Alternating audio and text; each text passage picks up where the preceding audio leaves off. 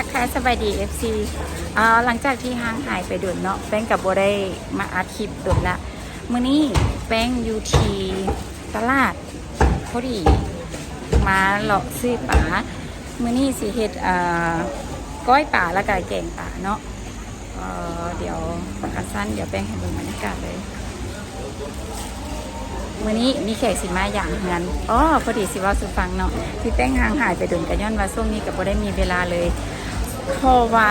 เฮ็ดบ้านเพราะว่าแป้งกับต่อเติมซ่อมแซมบ้านใหม่เนาะ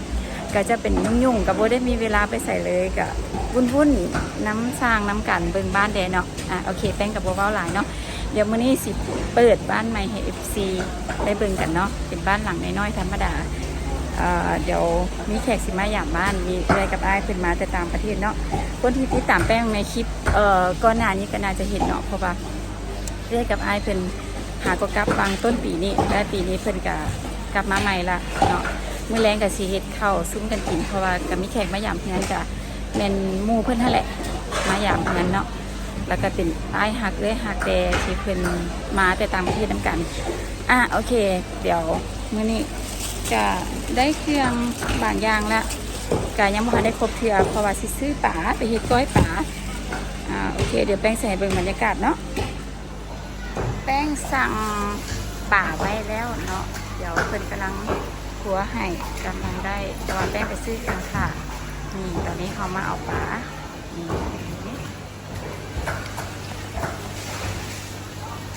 อันนี้ก็เป็นตลาด450 ปีเนาะเป็นตลาดลาวพิเศษ450 ปีโอเคได้ละโอเคเข้าใจได้ป่ะวันนี้ซื้อเครื่องอื่นครบละแล้วก็มาเลยเอาป่าแล้วก็สิกลับบ้านเลย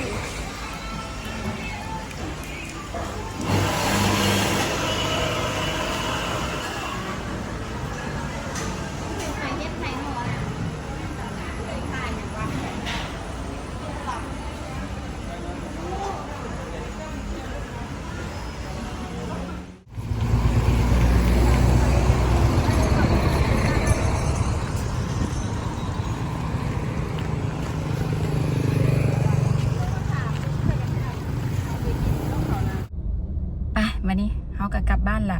ตอนนี้กับเวลาอยู่4 โมงกว่าเดี๋ยวจังหน่อยรถติดแล้วก็เส้นนี้รถติดหลายเนาะเส้นทางตัวนี้เดี๋ยวจังหน่อยรถติดแล้วก็เดี๋ยวฮอดบ้านซ่าเนาะเพราะว่าเขาสิเฮ็ดกินแรงเพราะว่า4 โมงกว่าละซื้อเขินกล้องเว้ยเพราะว่าโบได้ถ่ายดุนแล้วเป็นเขินกล้องเว้ยโบลึ่งเมื่อก่อนถ่ายดูกับสิลึ่งอยู่ได้ตอนนี้รู้สึกว่าโบลึ่งเขินกล้องเดี๋ยวแป้งสิอัปเดตทางบ้านให้เบิ่งตื่มเนาะเพราะว่าเธอแล้วนี้ที่ว่าก็เจ้าจะเฮ็ดทางคอนกรีตคือปัจจุบันนี้เนี่ยก็ยังบ่ไปบ่มาบ่ฮอดใส่เลยเนาะแต่ว่าเพิ่นก็บอกว่าช่วงออกพรรษาแล้วก็วิดฝนเพิ่นสิเฮ็ดต่อเนาะก็ยังบ่ทันแล้วยังบ่ทันมาฮอดหน้าบ้านแป้งเถื่อแต่ว่าก็พอไปพอมาได้อยู่แต่ด้วยสภาพทางแล้วก็มันบ่มีขี้ตมแล้วแต่ว่ามันก็พอไปได้อยู่เนาะก็ใครคนเก่าอยู่ใครตอนฝนตกเดี๋ยวใกล้สิฮอดบ้านละเดี๋ยวแป้งถ่ายให้เบิ่งตื่มที่แป้งเงียบหายไปเนาะก็บ่ได้ไปไสแล้วก็บ่ได้เฮ็ดหยังเลยคือคุมเฮ็ดบ้านอย่างเดียวเลยคือก็ค่อยๆเฮ็ดไปปัจจุบันนี้ก็คือยังบ่ทันได้แล้วสมบูรณ์เลยเนาะก็ได้อยู่ประมาณ80%นั่นแหละที่เหลือกันยังเหลือเอาเวียกตกแต่งอยู่แล้วก็เวียกที่ยังแก้อยู่เนาะกันยังบ่ทันได้เรียบร้อยเถื่อเดี๋ยวแป้งไทยให้เบิ่ง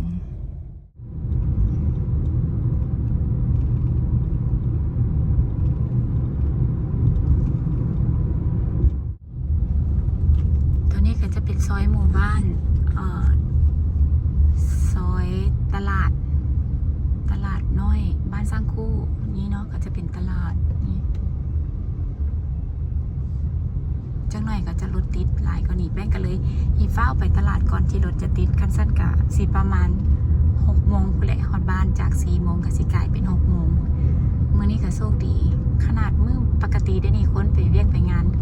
ก็ยังพอไปได้อยู่ก็ถือว่าโชคดีคันปกตินี่ทุกมื้อนี่ติดแล้วซ้ำนี้มื้อนี้ถือว่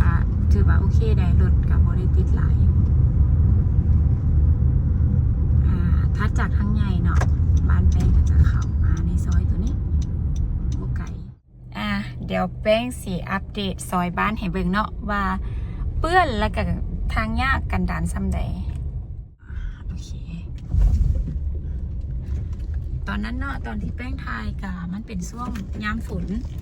มันก็จะมีน้ำท่วมมันก็จะเปื้อนอยู่ปัจจุบันนี้เป็นทางแดงปกติละเที่ยวได้สะดวกกว่าเก่าอยู่เข้าได้หลายทางบ้านฮอม2ก็ได้ฮอม4ก็ได้มันไปได้หลายทางแต่ว่าไปทางกลางคือปัจจุบันข้าเจ้าหาก็เห็ดเทห้องระบายน้ำ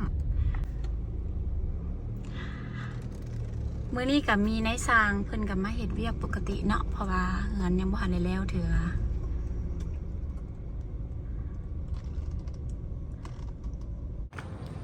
มื้อนี้ถ่ายแบบจับจูดเพราะว่าไปตลาดแล้วแป้งบ่ได้เอากล้องไปเนาะนี่แต่มือถือไปแป้งก็เลยใส่มือถือถ่ายยังบ่ทันได้แล้วเถื่อกำลังเฮ็ดประตูหัวก็ยังบ่ทันได้แล้วก็ยังบ่ทันได้แล้วเถื่อ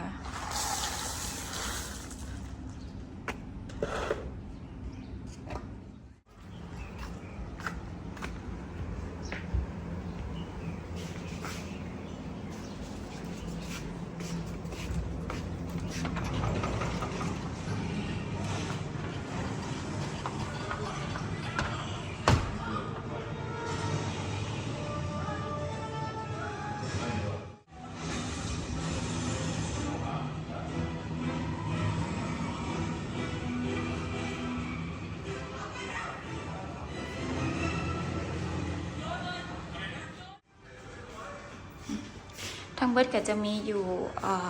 หาห้องเนาะห้องเก็บเครื่องห้องน้ำห้องนอนแล้วก็ทางหน้าก็จะมีห้องนอนสองห้องอันนี้ก็จะเป็นห้องซักเครื่องเดี๋ยวเราจะไปเบิ่งหลังบ้านตัวนี้ก็ยังบ่ทันได้แล้วเถื่ออันนี้กับบอนที่นายสร้างเพิ่นนอนเฮ็ดเวียกนี่ปัจจุบันนี้ก็ยังเฮ็ดเวียกกันอยู่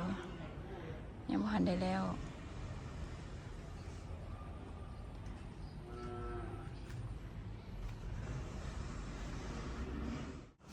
อันนี้ก็จะเป็นมุมข้างบ้านก็ตั้งมาสิเนาะแขนยาวนี่นะมึงเด้อเสียได้เบิ่ง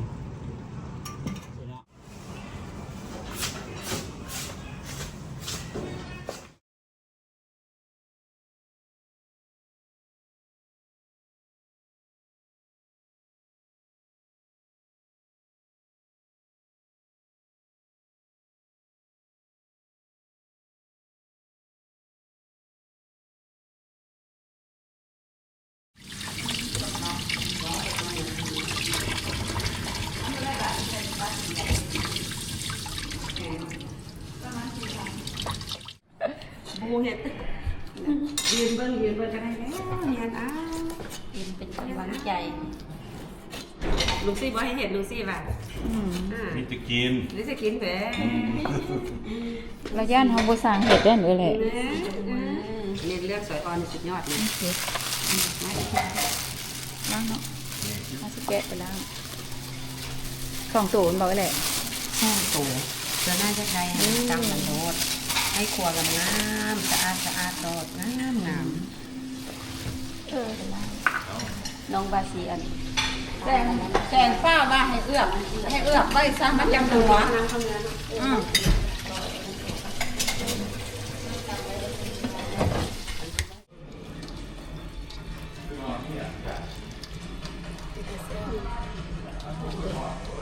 สิบขาวของไปละโอ้ยตัวบัดเกลือลาย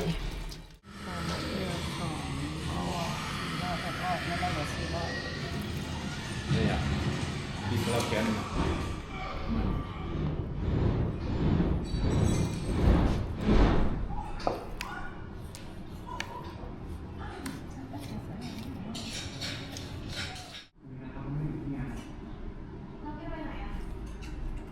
สบายดีนี่อันนี้มันไอ้หักเพิ่นโอ้โห เป็นโรงงานทำงานในกันวันนี้เนาะ มีอันนั้นน้องสาวเพิ่น เลยสบายดีเส้นหนัง เลยว่ามีปัญหารถขนาดนี้ ปัญหารถเปลี่ยนกุญแจเลยเปิดผู้ใดล็อกผู้ใด ล็อกก็ได้ โอ้ยอันไปไฟสายดอกไปหาสุรานทางเจ้าละมาเฮ็ดก็ได้แล้วก็ตอนนี้มันจะเจทุกเดียวแล้วกันทำยานเสียแล้วก็เลยให้เจ้าเฮ็ดให้นี่เฮ็ดมาบ่ได้มันล็อกบ่ได้ ล็อกก็บ่ได้ เสี่ยวมาเบิ่งดูแม่นรถเสี่ยว เอาต้นไม้มาส่งนี่เด้ตอนมั่งเหือนฝากต้นไม้นะไว้น้ำเพิ่นโอ้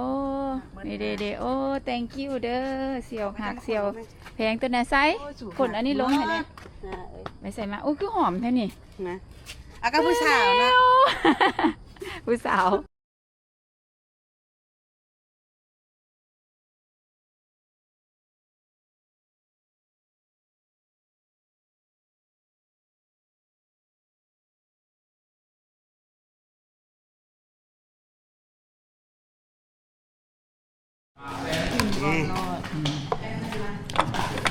สีสันก็เป็นจะแซ่บน้อยเนาะ ขวดอีกขวดตื่นขวดอีกตื่นขวดอีก ยิบมานี่ โมเมนต์กูเอาข้าวขวดมาห้วยอีกออกมากับขั้นเหมือนตายแล้วนี่นะ เอาเกล็ดมาหยองก้อยป่าเขาเรียบร้อยแล้วกำลังตักแจง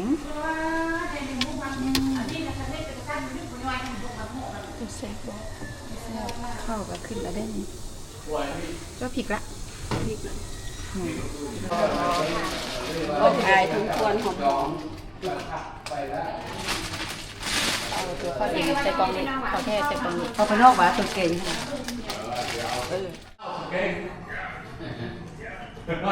We'll see you.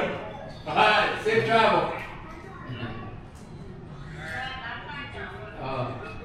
ไอ้ เดี๋ยวไหนล่ะนั่งแหลมมาก็ทันมา ออก YouTube จะบอก เหลือเอื้อแหลกกับมันก็ทันเนาะ ที่ส่งเล่นเด้อ ออก YouTube เดี๋ยวหันทางแอปก็มีซ่อง เกี่ย เด้ฮอดแล้วดิก็ทันนะเด้แม่นละฮอดแล้ว เมื่อกี้เขามาเลยบอกเขามาจอด วีนอกมีอีกวงหนึ่งเฮ็ด2 วงเพิ่นมาฮอดแหละเอื้อยหักกับ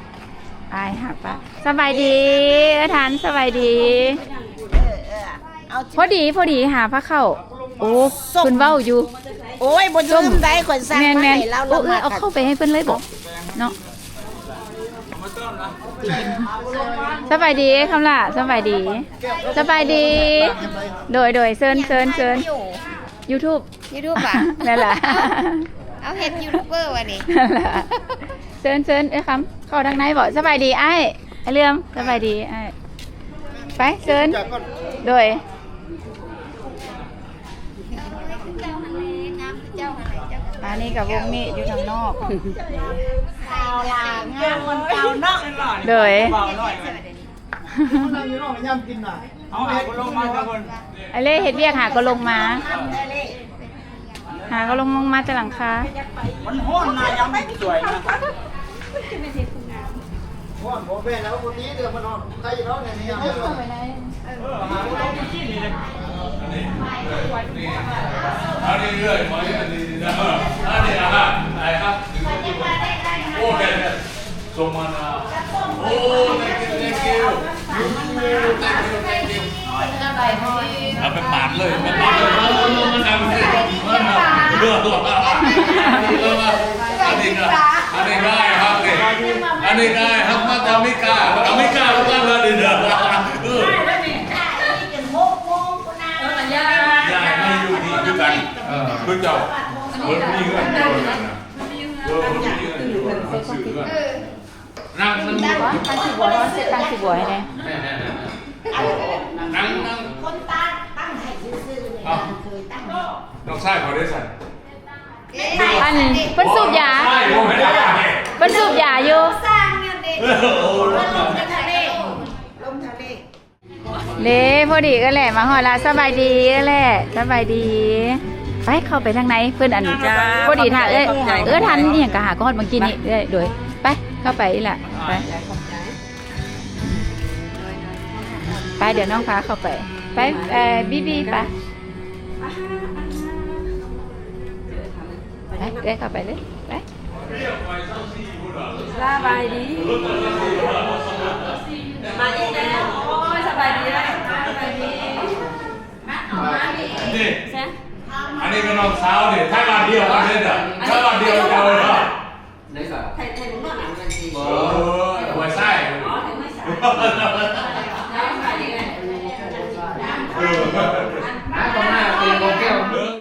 เอาก่อนหนึ่งกินหน่อยนึงเลยมันเป็นข้าวจะบริเมานะผมเมาแต่ว่าทีนี้ก็กิน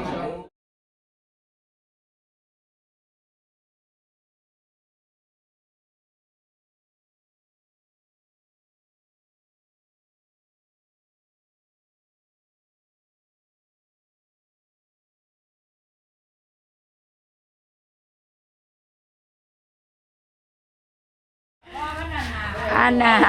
วงทางในแตกลาตอนนี้พากันนั้นย้ายออกมาทางนอกเนี่ยฉะนั้นเพิ่นว่าทางนอกลมเย็นย้ายออกมาทางนอกก็ดันอยู่นอกกับลมเย็นก่อนเนาะออกมานอกวันนี้นะ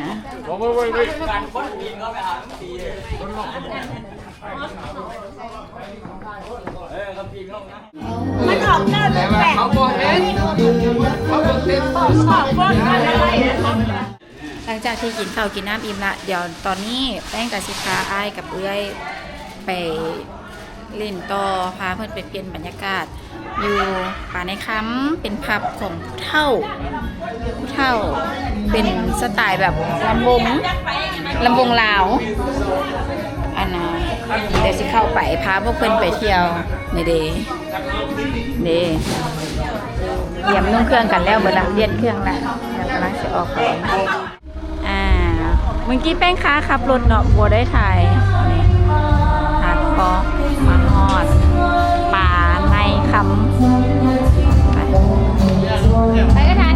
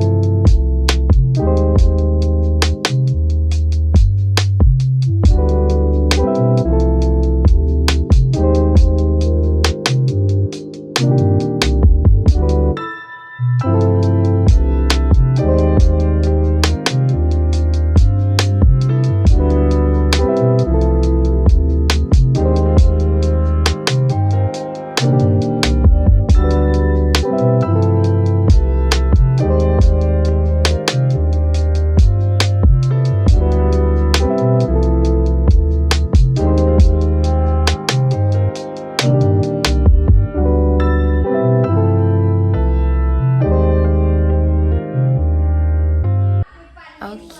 ตอนนี้กะพากันมาฮอดบ้านละหลังจากที่ไปป่าในคำมาเนาะกะมาฮอดบ้านเรียบร้อยแล้ว ตอนนี้เวลา1 โมงผู้หญิงกับเจ้าปิดละมาฮอดบ้านอ้ายเอื้อยกับมาฮอดบ้านละเดี๋ยวแป้งให้เบิ่งบรรยากาศพวกเพิ่น โอเคยังแข็งแห้งได้ มาฮอดละ ไม่เอาครับกัน กำลังสั่งลากัน คอยรู้